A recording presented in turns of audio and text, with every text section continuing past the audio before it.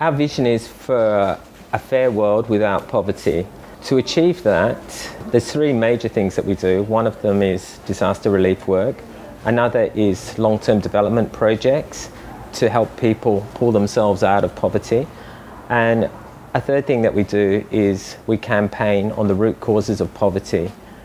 And what you see in the shop around you here is the result of many small-scale producers and small-scale artisans who now have an income, who can now support their families, send their kids to school and live a dignified life because they have somewhere to sell their produce at a fair price. Our major campaign at the moment is the Grow campaign. 1 in 8 people go to bed hungry every night, and it's not because there's not enough food in the world, but it's because people aren't getting the food. So obviously there's something broken in the system, and our campaign is to fix that broken food system. So there's a number of things that we aim to do to fix that broken food system.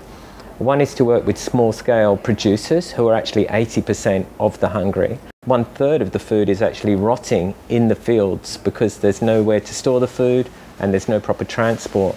And at the end of the day, we also want them to have a fair market. So if we can fix those things, we can greatly change the way that food is shared around the planet. We're particularly interested in helping women who suffer the greatest levels of poverty. And according to the Food and Agricultural Organization, by providing women with access to land, providing women with access to resources, we could actually reduce the amount of hungry people in the world by 100 to 150 million people. A big aspect of our work is working with communities who are suffering the impacts of climate change.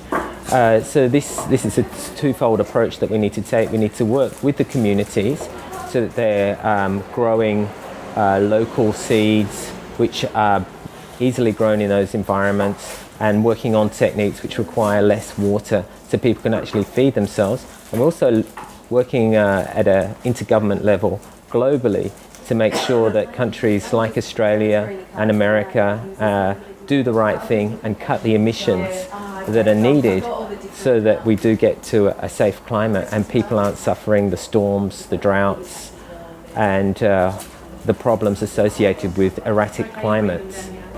Tied in with climate change is also the price of food globally. This is expected to increase by 70% by 2050. Because of the difficulty of growing food, there's less food around, and so the price goes up.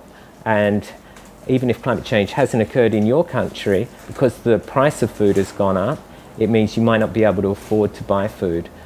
Another aspect of the campaign is land grabs. Large companies in the last 10 years have bought large areas in developing countries the size of Queensland. That land, it displaces local people.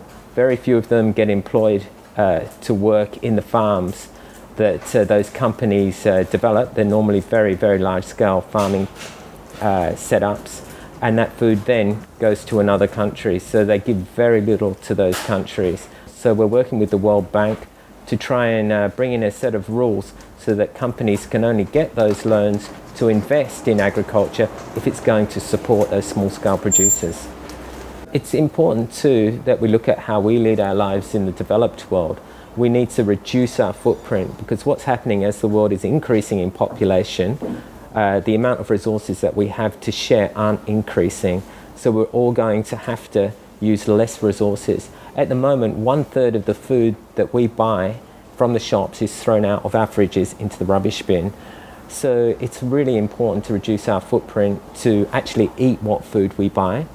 Other ways that you can support Oxfam is you can join a local group.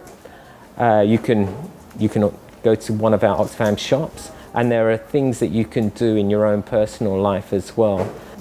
When you shop for food, for instance, look for fair trade products, look for local products. Some people call it becoming a locavore because it uses less energy, it creates less pollution, and it adds less to climate change. So if we can all shrink our footprint a little bit, we can have a better world for everybody.